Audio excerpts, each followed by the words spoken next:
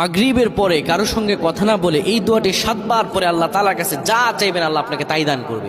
অভাবে আছেন, ঋণগ্রস্ত আছেন, মাথায় টেনশন, ঋণের বোঝা, বাড়িতে থাকতে পারতেছেন না, আল্লাহ সব আপনার পেরেশানি দূর করে দেবে ইনশাআল্লাহ, যদি আপনি আমলটি করতে পারেন। আমল মানুষের জীবন বদলিয়ে দেয়, আমল মানুষের জীবনকে পরিবর্তন করে দেয়। আল্লাহ তাআলা আপনার সব দোয়া কবুল করে নেবেন ইনশাআল্লাহ।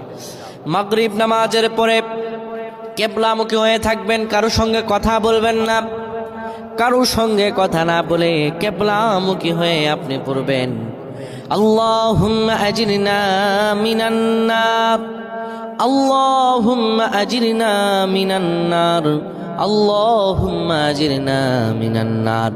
যদি এটি আপনি মাগরিব নামাজের পরে কারোর সঙ্গে কথা না বলে পড়ে 7 বার পরে 2টি হাত তুলে আল্লাহর কাছে দোয়া করেন, আল্লাহ জাহান্নামের আগুন থেকেও বাঁচাবেন এবং আল্লাহ আপনার সব দোয়াগুলো কবুল আর মঞ্জুর করে নেবেন।